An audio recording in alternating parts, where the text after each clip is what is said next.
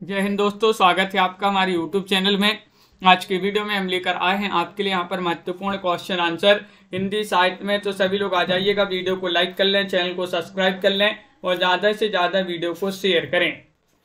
तो आज का अपने यहाँ पर फर्स्ट क्वेश्चन क्या है, तो देखिएगा, बहुत ही महत्वपूर्ण क्वेश्चन आंसर आपके लिए लेकर आए हैं। यहाँ पर सभी लोग जुड़ जाइएगा और लाइक शेयर अवश्य कर लेंगे, सभी लोग जिन्होंने अभी तक लाइक शेयर नहीं किया है। तो चलिए, यहाँ पर आज का अपना फर्स्ट क्वेश्चन है राजीव जी, कंचन जी। देखिएगा, यहाँ पर पूछा गया है श्राविकाचार्य किस कवि की रचना मानी जाती है। ये आपके यहाँ पर चार विकल्प दिए गए हैं। श्राविकाचार्य बताना है किस कवि की रचना मानी जाती है, चयन कीजिएगा। महत्वपूर्ण क्वेश्चन यहाँ पर दिया गया है। श्राविकाचार्य पूछा गया है सरहपा, सबरपा, देवसेन, शालिभद्र सूरी। तो क्वेश्चन नंबर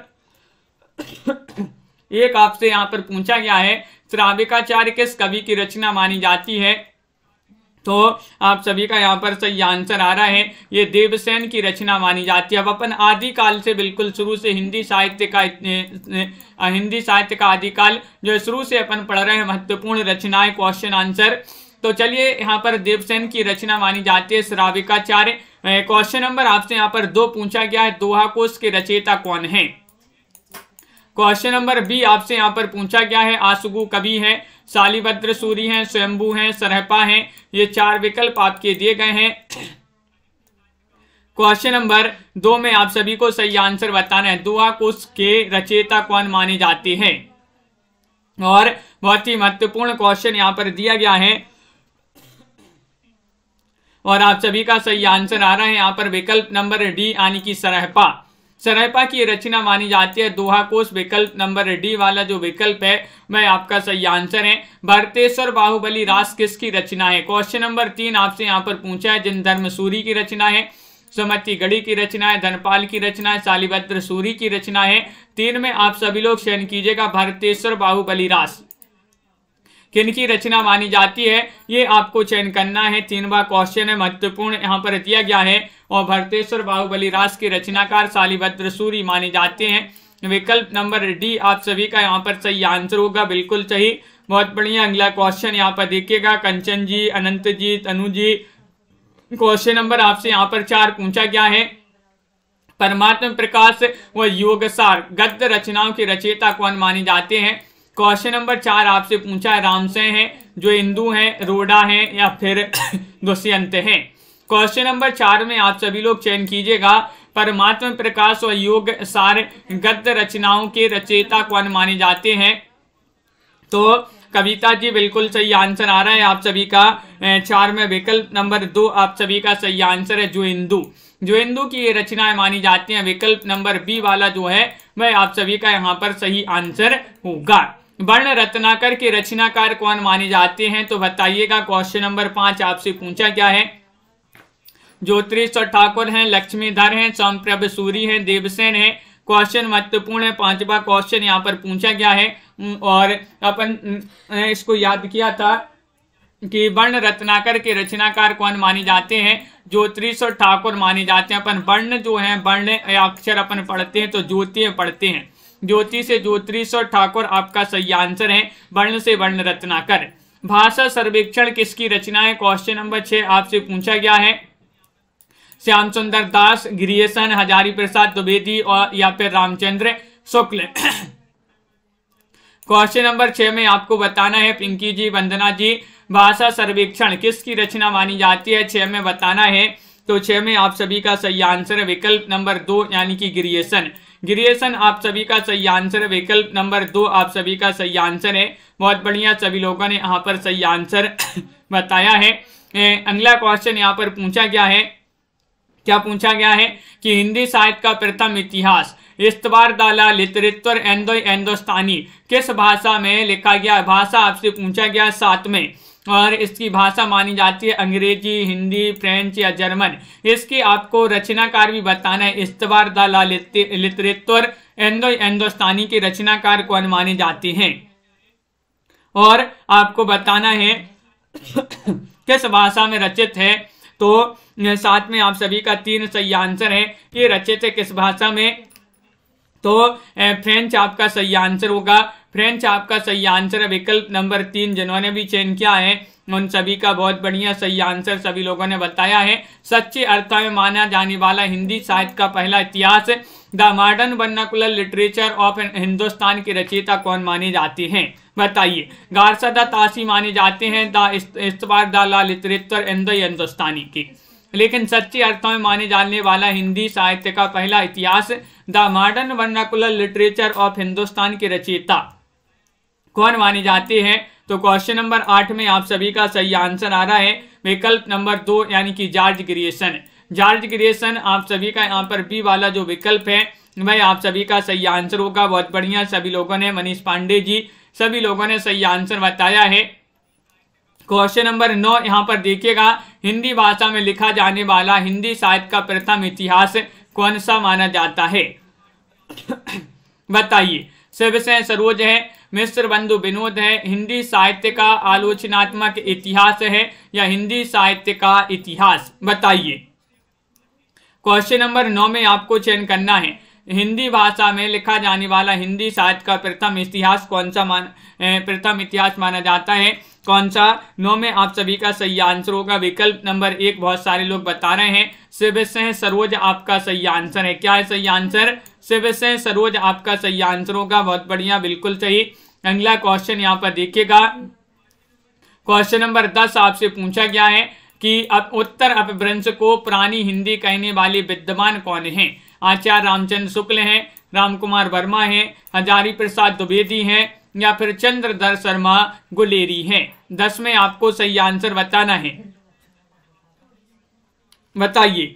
10 का सही आंसर, उत्तर अपभ्रंश को पुरानी हिंदी कहने वाले प्रथम विद्वान कौन माने जाते हैं। तो चंद्रधर शर्मा गुलेरी आपका यहाँ पर सही आंसर होगा। गुलेरी जिन्होंने भी यहाँ पर चयन किया है चंद्रधर शर्मा गुलेरी, डी वाला विकल्प उनका यहाँ पर सही आंसर होगा। अगला क्वेश्चन देखिएगा, सरायपा को हिंदी का प्रथम कवि मानने वाले विद्वान कौन है, ये आपको 11 में बताना है। डॉक्टर गणपति चंद्र गुप्त हैं, राहुल सानकृत्यायन हैं, धीरेन्द्र वर्मा हैं या फिर डॉक्टर रसाल हैं। तो रमाशंकर शुक्ल रसाल। क्वेश्चन नंबर 11 में सरायपा को बताना है हिंदी का प्रथम कवि मानने वाले विद्वान कौन से हैं, वह विद्वान आपको बताना है। क्वेश्चन नंबर 11 है और 11 में आप सभी का 2 सही आंसर है, राहुल सानकृत्यायन। राहुल सानकृत्यायन आपका विकल्प नंबर बी जो है वह आप सभी का सही आंसर है। उक्ति व्यक्ति प्रकरण के रचयिता कौन माने जाते हैं, 12 में आपको चयन करना है। लक्ष्मीधर हैं, रामसे हैं, दामोदर शर्मा हैं जो हिंदू हैं। 12 में आप सभी को चयन करना है, क्या होगा सही आंसर। उक्ति व्यक्ति प्रकरण के रचयिता आपको चयन करना है। बहुत ही महत्वपूर्ण क्वेश्चन यहाँ पर दिया गया है। राखी जी, हर्षिता जी और प्रमोद जी आप सभी लोग बता रहे हैं कि यहाँ पर 12 में सी सही आंसर है, दामोदर शर्मा। उक्ति व्यक्ति प्रकरण के रचयिता कौन माने जाते हैं, दामोदर शर्मा माने जाते हैं। विकल्प नंबर 3 जो है वह आप सभी का सही आंसर होगा, बिल्कुल सही। अपभ्रंश व्याकरण के रचयिता कौन माने जाते हैं, क्वेश्चन नंबर 13 आपसे पूछा गया है। हेमचंद्र हैं, विद्याधर हैं, सोमप्रभ सूरी हैं, धनपाल हैं, बताइए। 13 में अपभ्रंश व्याकरण के रचयिता कौन माने जाते हैं, ये 4 विकल्प आपके दिए गए हैं। 13वां क्वेश्चन आपसे पूछा गया है और आप सभी का सही आंसर आ रहा है कि वह माने जाते हैं हेमचंद्र। कौन माने जाते हैं, हेमचंद्र आपका विकल्प नंबर ए वाला जो है वह आपका यहाँ पर सही आंसर होगा। विकल्प नंबर 1 आपका सही आंसर है, बिल्कुल सही, बहुत बढ़िया। अगला क्वेश्चन देखिएगा, मिश्र बंधुओं द्वारा विरचित मिश्र बंधु विनोद कितने भागों में विभाजित थे। आपके लिए बता दें, पता होगा आपके लिए, जो कि मिश्र बंधु जो है ये इनका बहुत ही प्रसिद्ध ग्रंथ माना जाता है मिश्र बंधु विनोद। मिश्र बंधु ये 3 भाई थे मिश्र बंधु, और इन्होंने जो मिश्र बंधु विनोद ग्रंथ लिखा है ये कितने भागों में विभाजित है। तो सभी लोग बता रहे हैं कि ये जो है 4 भागों में विभाजित है। तो विकल्प नंबर आपका यहाँ पर 3 जो है वह आप सभी का सही आंसर होगा। विकल्प नंबर सी आपका सही आंसर है। अगला क्वेश्चन देखिएगा, वीर गाथा काल को संधि या चारण काल की संज्ञा किसने दी है। 15 में आपको चयन करना है, गिरियसन ने, धीरेन्द्र वर्मा ने, रामकुमार वर्मा ने, हजारी प्रसाद द्विवेदी ने। तो 15 में आप सभी का क्या होगा सही आंसर, साधना जी, बहुत बढ़िया। तो आप सभी का यहाँ पर 15 में सही आंसर है, वीर गाथा काल को संधि काल या चारण काल की संज्ञा किन्होंने दी है, ये पूछा गया है। तो 15 में आपका सही आंसर है डॉक्टर रामकुमार वर्मा। डॉक्टर रामकुमार वर्मा आपका विकल्प नंबर 3 जो है वह आप सभी का यहाँ पर सही आंसर है। आशुकू कवि की रचना बताने कौन सी मानी जाती है? नेमिनाथ रास है, चंद्रबाला रास है। देखिएगा क्वेश्चन नंबर आपसे यहाँ पर पूछा गया है, पयुम चरियू के रचयिता कौन माने जाते हैं?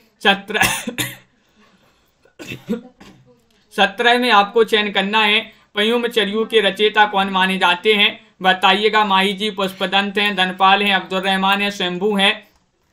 क्वेश्चन महत्वपूर्ण है और आप सभी का यहाँ पर सही आंसर आ रहा है, पयुम चरियू के रचयिता माने जाते हैं कौन? 17 में विकल्प नंबर आपका 4 स्वयंभू सही आंसर होगा। क्या है सही आंसर? स्वयंभू आपका विकल्प नंबर जो डी है वह आप सभी का सही आंसर है। शब्दानुशासन के रचनाकार बताइएगा। क्वेश्चन नंबर 18 में बताइए शब्दानुशासन के रचयिता कौन माने जाते हैं? 18वां क्वेश्चन आपसे पूछा गया है और बाल मुकुंद जी आप सभी का सही आंसर है। लाइक करते जाइएगा सभी लोग और आप सभी का यहाँ पर सही आंसर होगा। शब्दानुशासन ये जो रचना है ये मानी जाती है हेमचंद्र की। किनकी? हेमचंद्र आपका विकल्प नंबर 1 जो है वह आप सभी का सही आंसर होगा। बहुत बढ़िया, सभी लोगों ने सही आंसर चयन किया है। पाहुड़ दोहा किसकी रचना है? क्वेश्चन नंबर 19 में आपको चयन करना है, 19 का सही आंसर क्या होगा? पाहुड़ दोहा आपके लिए बताना है किनकी रचना मानी जाती है। राजन जी, कल्पना जी, बहुत ही महत्वपूर्ण क्वेश्चन यहाँ पर पूछा गया। पाहुड़ दोहा और ये रचना आपने पढ़ी होगी, रामसिंह की रचना मानी जाती है। किनकी? रामसिंह आपका विकल्प नंबर 3 जो है वह आप सभी का सी वाला विकल्प आपका सही आंसर है। प्राकृत पेंगलम किस कवि की रचना है? क्वेश्चन नंबर 20 आपसे यहाँ पर पूछा गया है और 20 में आप सभी का सही आंसर क्या होगा? प्राकृत पेंगलम लक्ष्मीधर, सबरपा, ज्योतिष ठाकुर, जुइंदू। तो 20 में आप सभी का सही आंसर है प्राकृत पेंगलम जो है ये रचना मानी जाती है। किनकी? 20 में विकल्प नंबर 1 आपका सही आंसर है, लक्ष्मीधर की रचना मानी जाती है। विकल्प नंबर 1 सभी लोगों ने यहाँ पर सही आंसर बताया है। बहुत बढ़िया, लक्ष्मीधर आप सभी का सही आंसर है। हृदय कुमार चरियू के रचनाकार बताना है। शिल्पा जी, रेखा जी, क्या होगा सही आंसर? हृदय कुमार चरियू बताइए। स्वयंभू, पुष्पदंत, सुमतिगढ़ी या फिर रूढ़ा कवि? तो आप सभी का यहाँ पर 21 में सही आंसर आ रहा है कि हृदय कुमार चरियू के रचनाकार माने जाते हैं कौन? विकल्प नंबर आपका यहाँ पर 20 सही आंसर होगा। पुष्पदंत आप सभी का सही आंसर है। विकल्प नंबर 2 जो है वह आप सभी का सही आंसर होगा। बहुत बढ़िया। जय मयंक जसचंद्रिका के रचयिता बताना है। भट्ट केदार हैं, विद्यापति हैं, केशवलाल हैं, मधुकर कवि हैं। क्वेश्चन नंबर 22 में आप सभी को चयन करना है। बताइएगा कौन माने जाते हैं जय मयंक जसचंद्रिका के रचयिता? रोहिणी जी, और आप सभी का यहाँ पर सही आंसर आ रहा है कि जय मयंक जसचंद्रिका जो रचना मानी जाती है 22 में वह रचना मानी जाती है किनकी? मधुकर कवि की। किनकी? मधुकर कवि आपका यहाँ पर विकल्प नंबर जो डी है वह आप सभी का यहाँ पर सही आंसर है। बहुत बढ़िया, सभी लोगों ने सही आंसर चयन किया है। उपदेश रसायन के रचयिता कौन माने जाते हैं? बताइएगा। जिनधर्म सूरी हैं, सोमप्रभ सूरी हैं, शालिभद्र सूरी हैं, जिनदत्त सूरी हैं। 23 में आपको चयन करना है। 23 का सही आंसर क्या होगा? उपदेश रसायन के रचयिता कौन माने जाते हैं? और आप सभी का यहाँ पर 23 में सही आंसर आ रहा है जिनदत्त सूरी। जिनदत्त सूरी विकल्प नंबर डी आप सभी का यहाँ पर सही आंसर है। बहुत बढ़िया, विकल्प नंबर 4 आप सभी लोगों ने यहाँ पर सही आंसर चयन किया है। बहुत बढ़िया। कुमारपाल प्रतिबोध के रचयिता कौन माने जाते हैं? 24वां क्वेश्चन है। हेमचंद्र हैं, धनपाल हैं, सोमप्रभ सूरी हैं, लक्ष्मीधर हैं। तो आपने पढ़ी होगी कुमारपाल प्रतिबोध जो रचना है रंजना जी वह किनकी मानी जाती है? प्रीति जी बताइएगा। 24वां क्वेश्चन और 24 में आप सभी का सही आंसर आ रहा है। ये रचना मानी जाती है किनकी? तो सोमप्रभ सूरी। सोमप्रभ सूरी आप सभी का सी वाला जो विकल्प है वह आप सभी का यहाँ पर सही आंसर है। विकल्प नंबर 3 आप सभी का सही आंसर आ रहा है। बहुत बढ़िया। आदिकाल को आदिकाल नाम किसने दिया है? ये आपको चयन करना है। सही लोग सही आंसर चयन कीजिएगा। क्या होगा सही आंसर? आदिकाल को बताना है, आदिकाल की संज्ञा किसने दी है। और आप सभी का सही आंसर है कि 25 में विकल्प नंबर जो 2 है हजारी प्रसाद द्विवेदी। हजारी प्रसाद द्विवेदी हजारों बार आदिकाल को आदिकाल की संज्ञा दे रहे, हजारों से हजारी प्रसाद द्विवेदी जो है आपका सही आंसर है। बी वाला विकल्प आपका सही आंसर है। आदिकाल को वीर गाथा काल किस आलोचक ने कहा है। आचार्य रामचंद्र शुक्ल ने, गिरीशन ने, राहुल चाणक्य ने, विश्वनाथ प्रसाद मिश्र ने। क्वेश्चन नंबर 26 आपसे पूछा गया है, संगीता जी बताइएगा आदिकाल को वीर गाथा काल किस आलोचक ने कहा है। और आप सभी का यहाँ पर सही आंसर आ रहा है 26 में विकल्प नंबर आपका यहाँ पर एक सही आंसर है रामचंद्र शुक्ल। रामचंद्र शुक्ल आप सभी का यहाँ पर विकल्प नंबर 1 आपका सही आंसर होगा। बहुत बढ़िया, कहानी भी आएंगी बिल्कुल, तनु जी नई कहानियां भी लेकर आएंगे। क्वेश्चन नंबर आपके लिए यहाँ पर 27 में बताना है, आदिकाल को सिद्ध सामंत काल नाम से अभिहित करने वाले आलोचक कौन माने जाते हैं। भाई आलोचक आपके लिए बताना है। उस चैनल की लिंक डिस्क्रिप्शन में दी गई है, सब्सक्राइब कर लेंगे सभी लोग। आदिकाल को सिद्ध सामंत काल नाम से अभिहित करने वाले आलोचक कौन माने जाते हैं। 27वां क्वेश्चन है, ये आपके 4 विकल्प दिए गए हैं। वो सिद्ध सामंत काल कहते हैं कौन, वह कहते हैं कौन, राहुल चाणक्य। विकल्प आपका यहाँ पर 3 जो है सही आंसर होगा। विकल्प नंबर सी आप सभी का सही आंसर होगा। अगला क्वेश्चन यहाँ पर देखिएगा, महावीर प्रसाद द्विवेदी ने आदिकाल को क्या संज्ञा दी है। बताइएगा। क्वेश्चन नंबर 28 आपसे पूछा गया है, महावीर प्रसाद द्विवेदी ने कहा है चारण काल, आदिकाल या फिर वीरकाल या फिर बीज वपन काल। तो आप सभी का बिल्कुल सही आंसर है शिल्पा जी, बिल्कुल। बहुत बड़ी बड़ी कहानी हो जाती है, पर वह 20-20, 25-25 मिनट की एक कहानी हो जाती है जो आपकी जो यहाँ पर पूछी जानी है, तो लंबा वीडियो हो जाता है वो, लेकिन लाएंगे भाई, कहानी भी लाएंगे आपके लिए। महावीर प्रसाद द्विवेदी ने आदिकाल को संज्ञा दी है, क्या है, बीज वपन काल। बीज वपन काल आपका यहाँ पर सही आंसर होगा। विकल्प नंबर जो डी है भाई आप सभी का सही आंसर होगा। बहुत बढ़िया, यहाँ पर पूछा गया पश्चिमी हिंदी का विकास किस अपभ्रंश से माना जाता है। 29 में आपको चयन करना है, मागधी से, अर्धमागधी से, स्वरसैनी से, ब्राह्मण से, और क्या होगा सही आंसर। 29 में आपको चयन करना है, चयन कीजिएगा। 4 विकल्प आपके यहाँ पर दिए गए हैं और आप सभी का यहाँ पर पश्चिमी हिंदी का विकास पूछा है किस अपभ्रंश से माना जाता है। तो 29 में आप सभी का सही आंसर आ रहा है स्वरसैनी। स्वरसैनी आपका विकल्प नंबर 3 जो है भाई आप सभी का सही आंसर होगा। बहुत बढ़िया, विकल्प नंबर सी आपका सही आंसर है। बघेली बोली का संबंध किस उपभाषा से, बघेली का पूछा है, बताइएगा। पश्चिमी हिंदी से है, पूर्वी हिंदी, पहाड़ी या फिर यहाँ पर बिहारी से, बताइएगा, चयन कीजिएगा। 4 विकल्प आपके दिए गए हैं। बघेली बोली का जो संबंध है वह किस उपभाषा से है, ये आपके लिए बताना है। तो आप सभी का यहाँ पर 30 में सही आंसर आ रहा है, विकल्प नंबर 2 यानी कि पूर्वी हिंदी।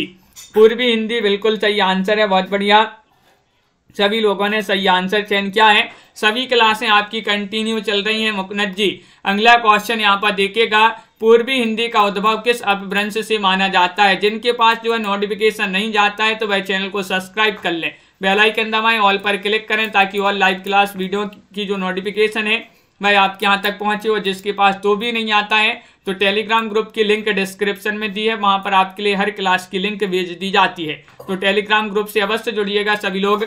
और पूर्वी हिंदी का विकास जो है किस अपभ्रंश से माना जाता है, तो आपका सही आंसर होगा अर्धमागधी से। विकल्प नंबर आपका ए वाला जो है वह आप सभी का सही आंसर होगा। खड़ी बोली या कौरवी का संबंध किस उपभाषा से है, 32 में आपको चयन करना है। 32 में बताइएगा, पूर्वी हिंदी से, पहाड़ी से, राजस्थानी से, पश्चिमी हिंदी से। तो 32 में आप सभी का क्या होगा सही आंसर, ए चयन करना है। खड़ी बोली या कौरवी का संबंध बताने किस उपभाषा से है, तो आप सभी का यहाँ पर सही आंसर आ रहा है 32 का विकल्प नंबर 4 आपका सही आंसर है, यानी कि पश्चिमी हिंदी आप सभी का सही आंसर होगा। क्या सही आंसर, विकल्प नंबर डी वाला जो है भाई आप सभी का सही आंसर है, पश्चिमी हिंदी आपका सही आंसर होगा। अवधी बोली का विकास किस उपभाषा से हुआ है? क्वेश्चन नंबर 33 में आपको चयन करना है। पश्चिमी हिंदी से, पूर्वी हिंदी से, बिहारी से, राजस्थानी से। 33 में चयन कीजिएगा। साधना जी, अपर्णा जी और अनंत जी, क्या होगा सही आंसर? चयन कीजिए। क्वेश्चन महत्वपूर्ण है। अवधी बोली का विकास किस उपभाषा से हुआ है? और आप सभी का यहाँ पर सही आंसर आ रहा है 33 में विकल्प नंबर 1 सही आंसर।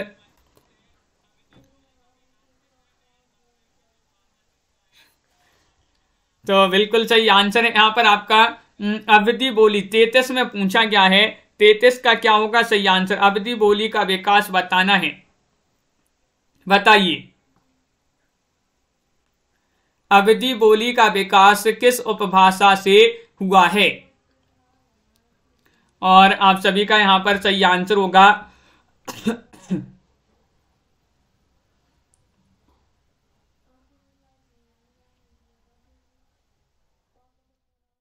तो आप सभी का यहां पर क्या है सही आंसर? अवधी बोली का विकास किस उपभाषा से हुआ है, ये पूछा गया है। तो आप सभी का यहां पर सही आंसर आ रहा है। क्या आ रहा है सही आंसर? चयन कीजिएगा। महत्वपूर्ण क्वेश्चन है बी। बहुत सारे लोग बता रहे हैं कि बी वाला विकल्प पूर्वी हिंदी आप सभी का यहाँ पर सही आंसर होगा। खड़ी बोली का उद्भव अपभ्रंश के किस रूप से हुआ है, ये आपको चयन करना है। बताइएगा, चयन कीजिएगा। 4 विकल्प आपके दिए गए हैं। क्वेश्चन नंबर 33 आपसे पूछा गया है, सॉरी 34वां क्वेश्चन आपसे यहाँ पर पूछा गया है। और आप सभी का क्या होगा सही आंसर? चयन कीजिएगा। खड़ी बोली का उद्भव अपभ्रंश के किस रूप से हुआ है? अर्धमागधी से, मागधी से, स्वरसैनी का उत्तरी रूप या फिर विराचर से। तो 34 में आप सभी का सही आंसर आ रहा है विकल्प नंबर आपका सी सही आंसर होगा। सी यानी कि स्वरसैनी का उत्तरी रूप। विकल्प नंबर आपका 3 जो है वह आप सभी का यहाँ पर सही आंसर होगा। विकल्प नंबर सी आपका यहाँ पर सही आंसर होगा। बहुत बढ़िया। हिंदी की कितनी उपभाषाएं हैं? हिंदी की पूछा गया है। 2 हैं, 4 हैं, 5 हैं, 7 हैं। 35 में आपको चयन करना है। हिंदी की कितनी उपभाषाएं हैं ये आपको बताना है, जो कि सभी लोग बता रहे हैं यहाँ पर। 35 में विकल्प नंबर सी बहुत सारे लोगों ने आंसर बताया है कि 5 हैं। हिंदी की कितनी उपभाषाएं हैं? 5 हैं। विकल्प नंबर आपका सी सही आंसर है। अगर किसी को याद है वह कौन कौन सी, तो आप कमेंट में बताइएगा। हिंदी क्षेत्र की बोलियों की कुल संख्या कितनी है? 15 है, 17 है, 20 है, 18 है। क्वेश्चन नंबर 36 में आपको चयन करना है। क्या होगा सही आंसर? 36 में चयन कीजिएगा। महत्वपूर्ण क्वेश्चन है। हिंदी क्षेत्र की बोलियों की कुल संख्या कितनी है? और 36 में आप सभी का सही आंसर आ रहा है। क्या आ रहा है सही आंसर? बताइएगा। महत्वपूर्ण क्वेश्चन है और आप सभी का यहाँ पर सही आंसर आ रहा है। यहाँ पर विकल्प नंबर जो हिंदी क्षेत्र की बोलियों की कुल संख्या कितनी है ये पूछा गया है आपसे। और 36 में आप सभी का 18 जो है सही आंसर होगा। 18 आपका सही आंसर होगा। विकल्प नंबर 4 आप सभी का सही आंसर होगा। पश्चिमी हिंदी उपभाषा के अंतर्गत कितनी बोलियां आती हैं? बताइएगा। क्वेश्चन नंबर 37 का सही आंसर क्या होगा? 37 में आपको बताना है 37 का सही आंसर क्या है। चयन कीजिएगा। महत्वपूर्ण क्वेश्चन यहाँ पर दिया गया है। पश्चिमी हिंदी उपभाषा के अंतर्गत कितनी बोलियां आती हैं? 37 में आपका होगा 3, 4, 5, 10। ये 4 विकल्प आपके दिए गए हैं और आप सभी का यहाँ पर सही आंसर होगा। शिल्पा जी बिल्कुल। विकल्प नंबर आपका यहाँ पर 3 सही आंसर होगा, यानी कि 5। पश्चिमी हिंदी उपभाषा के अंतर्गत 5 आपका सही आंसर है। 5 बोलियां आती हैं। सी वाला विकल्प आपका सही आंसर है। भोजपुरी बोली किस क्षेत्र में बोली जाती है? तो भोजपुरी बताइएगा किस क्षेत्र में बोली जाती है। चयन कीजिएगा। दरभंगा में, आजमगढ़ में, पटना में, पूर्णिया में। 18 में आप सभी को चयन करना है। 38 का सही आंसर क्या होगा ये आपको चयन करना है। चयन कीजिएगा। महत्वपूर्ण क्वेश्चन यहाँ पर दिया गया है। भोजपुरी बोली किस क्षेत्र में बोली जाती है? तो आप सभी का यहाँ पर सही आंसर आ रहा है। कहाँ पर बोली जाती है? 38 का सही आंसर होगा। विकल्प नंबर 2 38 में बताना है। तो 38 में आप सभी का सही आंसर है। विकल्प नंबर सी आपका सही आंसर होगा पटना में। कहां पर? पटना आप सभी का यहाँ पर सही आंसर होगा, बिल्कुल सही। विकल्प नंबर आपका यहाँ पर 3 जो है भाई आप सभी का सही आंसर होगा। अगला क्वेश्चन यहाँ पर पूछा गया है, क्वेश्चन नंबर आपसे यहाँ पर 39 पूछा गया है।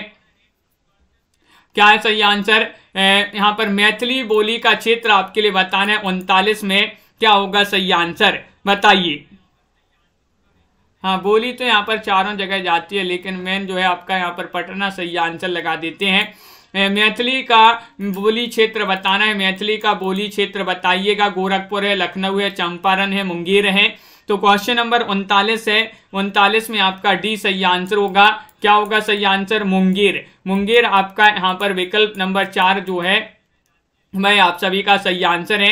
अगला क्वेश्चन यहाँ पर देखिएगा कि भारतेंदु, रामचंद्र शुक्ल, प्रसाद, प्रेमचंद और दिनकर का संबंध किस बोली क्षेत्र से है, ये आपको बताना है। भाई बोली क्षेत्र आपको बताना है, बुंदेली है, अवधी है, भोजपुरी है, खड़ी बोली है। चयन कीजिएगा, महत्वपूर्ण क्वेश्चन यहाँ पर पूछा गया है और आप सभी का यहाँ पर क्या होगा सही आंसर, ये आप सभी लोग चयन कीजिएगा। महत्वपूर्ण क्वेश्चन यहाँ पर दिया गया है और आप सभी का यहाँ पर सही आंसर आ रहा है। ये जो सभी हैं 40 में ये माने जाते हैं किसके?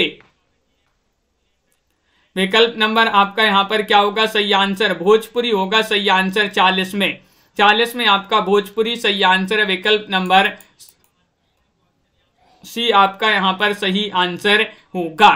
भाषा विज्ञान में प्रायः किन उपभाषाओं को हिंदी माना जाता है, ये आपसे यहाँ पर पूछा गया है, बताइए। पश्चिमी हिंदी और पूर्वी हिंदी, पूर्वी हिंदी और बिहारी, या फिर पश्चिमी हिंदी और राजस्थानी, या राजस्थानी और पहाड़ी। 41 में आपको चयन करना है। 41 का सही आंसर क्या होगा? तो 41 में आपका पश्चिमी हिंदी और पूर्वी हिंदी। विकल्प नंबर 1 जो है ये भाषा विज्ञान प्रायः इन जो है भाषाओं उपभाषाओं को हिंदी माना जाता है। किनको? पश्चिमी हिंदी और पूर्वी हिंदी को। विकल्प नंबर 1 आपका यहाँ पर सही आंसर होगा। ये वाला विकल्प जिन्होंने भी चयन किया है उनका सही आंसर होगा। अगला क्वेश्चन, अपभ्रंश में स्वरों की संख्या थी। क्वेश्चन नंबर 42 में आपको चयन करना है, 4 थी, 7, 8 या फिर 10, बताइएगा। 42 में आप सभी का क्या होगा सही आंसर। लाइक अवश्य कर लेंगे सभी लोग, जिन्होंने अभी तक वीडियो को लाइक नहीं किया है लाइक अवश्य कर ले। और आप सभी का सही आंसर क्या होगा? अपभ्रंश में स्वरों की संख्या कितनी थी? तो 42 में आपका सही आंसर है। विकल्प नंबर आपका यहाँ पर बहुत सारे लोग बता रहे हैं, क्या बता रहे हैं? 8 होगा सही आंसर। कितनी थी? 8 थी। विकल्प नंबर आपका 3 यहाँ पर सही आंसर होगा। विकल्प नंबर सी आपका यहाँ पर सही आंसर है। अपभ्रंश में कौन से व्यंजन नहीं थे? अपभ्रंश में कौन से व्यंजन नहीं थे? 70वां क्वेश्चन आपसे पूछा गया है और आप सभी का यहाँ पर क्या होगा सही आंसर। 70 में चयन करना है। सरोज जी, रिया जी, गोलू जी, महत्वपूर्ण क्वेश्चन है, शेयर अवश्य कर दिया करें। बहुत सारे लोग लाइक भी नहीं करते हैं, लाइक अवश्य करते जाइएगा। सालू वर्मा जी, और व्यंजन नहीं पूछा तो विकल्प नंबर बी आपका सही आंसर होगा। विकल्प नंबर 2 जिन्होंने भी चयन किया है उनका सही आंसर होगा। बहुत बढ़िया, बिल्कुल सही आंसर है। अगला क्वेश्चन यहाँ पर देखिएगा, निम्न में से हिंदी की प्रथम रचना कौन सी मानी जाती है? श्राव्यकाचार है, दोहा कोश है, चर्यापद है, योगचर्या है।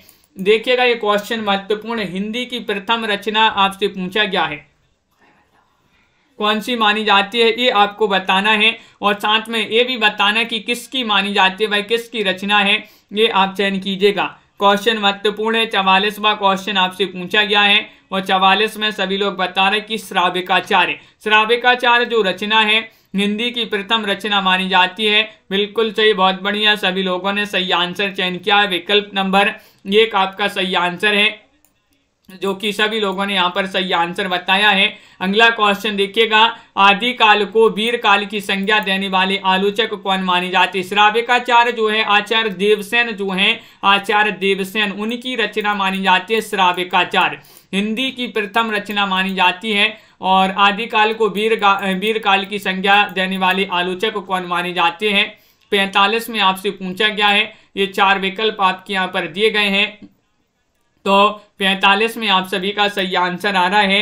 विकल्प नंबर आपका यहाँ पर वीर काल कहाँ है? आदिकाल को। किन्होंने कहा है? तो डी आपका सही आंसर है, विश्वनाथ प्रसाद मिश्र। तो विश्व में वीरों की कमी नहीं है, तो वीर से वीर गाथा काल और विश्व से विश्वनाथ आपका सही आंसर होगा। तो यही कहा है विश्वनाथ जी ने, वीर गाथा काल, वीर काल कहा है किसको? आदिकाल को। और यहाँ पर पूछा गया हिंदी साहित्य के विभिन्न कालों का कालवाचन करके नामकरण करने वाले प्रथम इतिहासकार कौन माने जाते हैं? क्वेश्चन नंबर 46 है। आचार्य शुक्ल है, रामकुमार वर्मा है, गिरियसन है, गारसदा तासी है।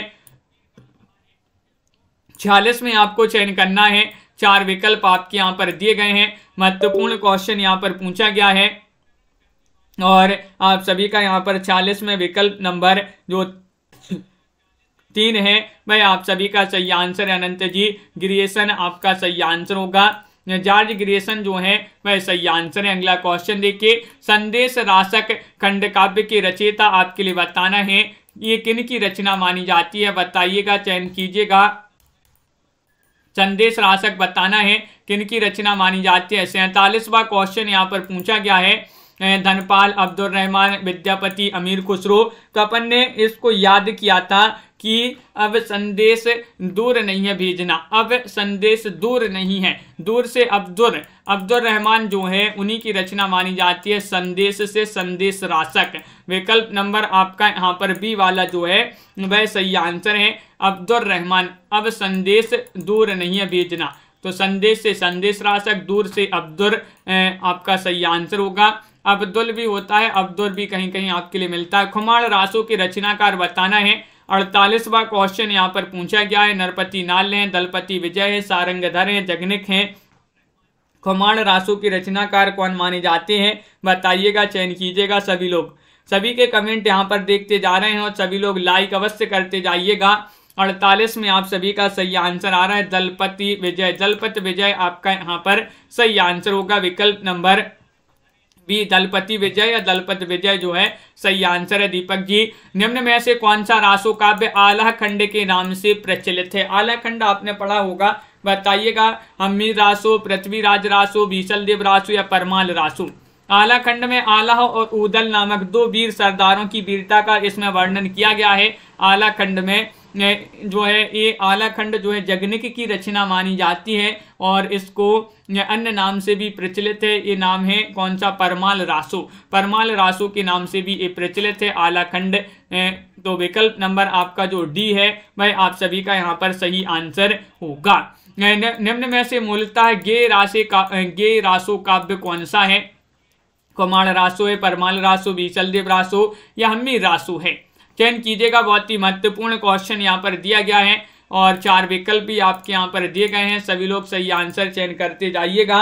इसी तरह से रोज सभी लोगों के लिए जुड़ना है, महत्वपूर्ण क्वेश्चन लाए जाते हैं। और यहाँ पर 50 में आप सभी का यहाँ पर सही आंसर आ रहा है, विकल्प नंबर सी यानी कि बीसलदेव रासो। बीसलदेव रासो आप सभी का यहाँ पर विकल्प नंबर जो 3 है वह आप सभी का सही आंसर है। मिथिलेश जी बहुत बढ़िया, बिल्कुल सही आंसर चयन किया है, बीसलदेव रासो। अगला क्वेश्चन है, परमाल रासो के रचयिता कौन माने जाते हैं? परमाल रासो जिसको आल्हा खंड के नाम से जाना जाता है, अब भी बताया है, इसके रचयिता माने जाते हैं जगनिक। जगनिक आपका यहाँ पर सही आंसर होगा। जगनिक की रचना मानी जाती है। पृथ्वीराज रासो के नागरी प्रचारणी सभा काशी संस्करण जो कि 4 संस्करणों में सबसे बड़ा है के अनुसार कितने समय यानी कि खंड हैं? ये आपको बताना है, 80, 69, 50 या फिर 100। 52 में चयन कीजिएगा। महत्वपूर्ण क्वेश्चन यहाँ पर दिया गया। वंदना जी, शिव मोहन सरोज जी, पृथ्वीराज रासो के नागरी प्रचारणी सभा काशी के अनुसार कितने खंड हैं? ये आपको बताना है। क्वेश्चन 52 है, महत्वपूर्ण है। विकल्प नंबर आपका यहाँ पर 2 सही आंसर होगा। 69 कितने हैं? 69 आपका सही आंसर होगा। विकल्प नंबर जो बी है भाई आपका सही आंसर है। पृथ्वीराज रासो को प्रमाणिक मानने वाले विद्वान कौन है? अब देखिएगा, जो पृथ्वीराज रासो इसको बहुत सारे लोग जो है, बहुत सारे विद्वान प्रमाणिक मानते हैं, अर्ध प्रमाणिक मानते हैं, अप्रमाणिक मानते हैं, कोई पूर्ण प्रमाणिक मानता है। इस प्रकार जो है अलग अलग जो है अलग अलग विद्वानों ने अलग अलग माना है। तो पृथ्वीराज रासो को प्रमाणिक माना है किन्होंने? 53 में आप सभी का सही आंसर होगा श्याम सुंदर दास ने। क्या है सही आंसर? श्याम सुंदर दास आपका यहाँ पर सही आंसर है। शिल्पा जी बताइए कौन सा क्वेश्चन है? विकल्प नंबर यहाँ पर आपका सी सही आंसर है। पृथ्वीराज रासो को सर्वतः अप्रमाणिक मानने वाले विद्वान। देखिएगा अब आपसे पूछ लिया गया है अप्रमाणिक, मिश्र बंधु है या फिर कर्नल टॉड है, हीरा चंद ओझा है, रामचंद्र शुक्ल है। तो 54वां क्वेश्चन यहाँ पर पूछा गया है और 54 में आप सभी का सही आंसर है विकल्प नंबर डी आपका सही आंसर है, यानी कि रामचंद्र शुक्ल। रामचंद्र शुक्ल आपका सही आंसर है। अप्रमाणिक मानते हैं पृथ्वीराज रासो को। कैसा मानते हैं? अप्रमाणिक मानते हैं। डी वाला विकल्प आप सभी का यहाँ पर सही आंसर है, जो कि सभी लोगों ने सही आंसर बताया है। रामचंद्र शुक्ल के अनुसार हिंदी के प्रथम महाकवि कौन माने जाते हैं? आचार्य शुक्ल जी के अनुसार बताना है आपके लिए। विद्यापति हैं, चंद्रबरदाई हैं, अमीर खुसरो हैं, जगनिक हैं। बताइएगा, चयन कीजिएगा, सभी लोग बताएंगे। महत्वपूर्ण क्वेश्चन यहाँ पर दिया गया है और आप सभी का यहाँ पर सही आंसर आ रहा है 55 में विकल्प नंबर आपका 2 सही आंसर है चंद्रबरदाई। चंद्रबरदाई आपका यहाँ पर बी वाला जो विकल्प है वह आप सभी का सही आंसर होगा। बहुत बढ़िया, बिल्कुल सही आंसर बताया है। आचार्य शुक्ल जी के अनुसार हिंदी के प्रथम महाकवि चंद्रबरदाई हैं। आचार्य शुक्ल के अनुसार हिंदी का प्रथम महाकाव्य कौन सा माना जाता है? बताइएगा। पृथ्वीराज रासो है, बीसलदेव रासो है, परमाल रासो है या फिर खुमान रासो है? संध्या कुमारी जी चयन कीजिएगा। लाइक अभी तक सभी लोगों ने क्यों नहीं किया है? सभी लोग जल्दी से एक बार लाइक अवश्य कर लेंगे और आप सभी का सही आंसर होगा यहाँ पर शुक्ल जी के अनुसार हिंदी का प्रथम महाकाव्य माना जाता है कौन सा? पृथ्वीराज रासो। कौन सा? 56 में आपको बताना है। 56 में विकल्प नंबर 1 सही आंसर है पृथ्वीराज रासो आपका सही आंसर है। रणमल छंद काव्य के रचयिता कौन माने जाते हैं? बताइएगा। क्वेश्चन नंबर 57 में बताना है। श्रीधर हैं, अमीर खुसरो हैं, विद्यापति हैं, चंद्रबरदाई हैं। 57 में आपको चयन करना है। 57 में सभी लोग चयन करेंगे। रणमल्य छंद के रचयिता काव्य के रचयिता कौन माने जाते हैं? तो विकल्प नंबर आपका यहाँ पर 1 सही आंसर है, श्रीधर माने जाते हैं। विकल्प नंबर ए जिन्होंने भी चयन किया है बहुत बढ़िया सभी लोगों ने। मोनिका जी विकल्प नंबर ए वाला जो है सही आंसर होगा। जयचंद्र प्रकाश की रचना जो है निम्नलिखित में से किस कवि ने की है? जयचंद्र प्रकाश की रचना निम्नलिखित में से किस कवि ने की है? मधुकर कवि ने, भट्ट केदार ने, विद्यापति ने, अमीर खुसरो ने। 58 में आप सभी लोग चयन करेंगे। महत्वपूर्ण क्वेश्चन यहाँ पर पूछा गया है और विकल्प नंबर 2 आप सभी का सही आंसर आ रहा है, यानी कि भट्ट केदार आप सभी का सही आंसर होगा। भट्ट केदार आप सभी का सही आंसर है। विकल्प नंबर बी आप सभी का यहाँ पर सही आंसर है।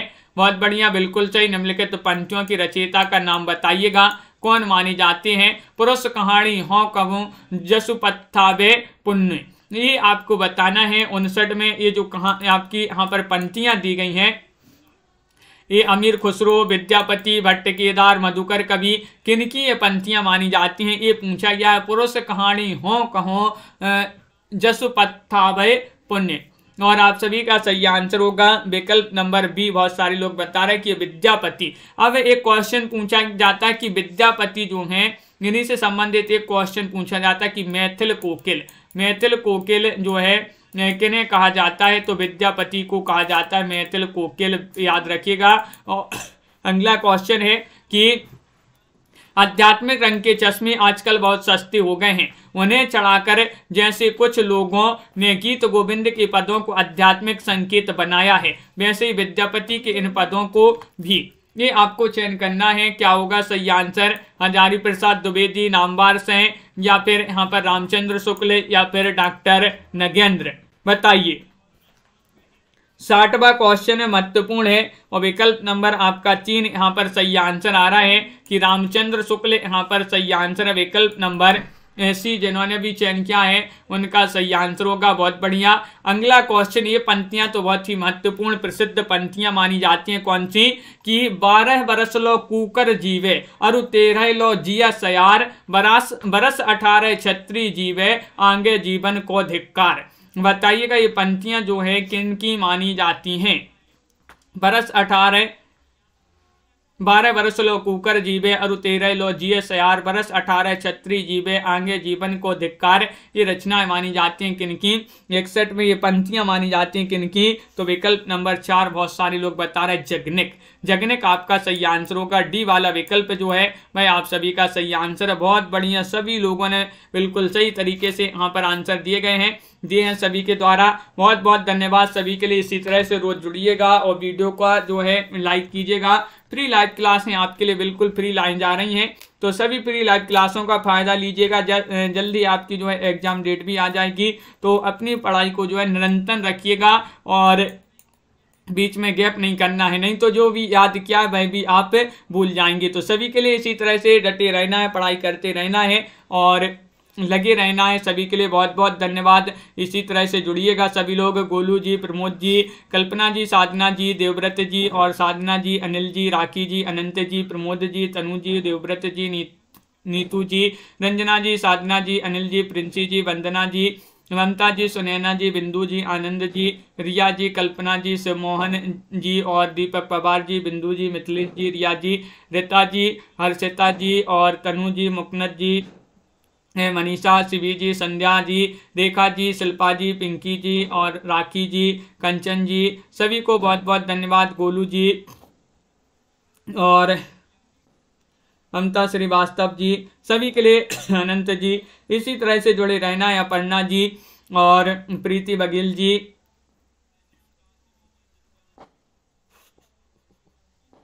प्रमोद सैनी जी, सभी के लिए बहुत बहुत धन्यवाद। बिल्कुल सही, सभी लोग जो है इसी तरह से जुड़े रहिएगा। आपके लिए बहुत सारी 5 क्लासें जो हैं लाइव क्लासें लाई जाती हैं। तनु जी बताइएगा। तो यहाँ पर बहुत बहुत धन्यवाद। तो मिलते हैं कल। अपन जो है सभी लोग वीडियो को लाइक से अवश्य कर लेंगे और आज के वीडियो में बस इतना ही। जय हिंद।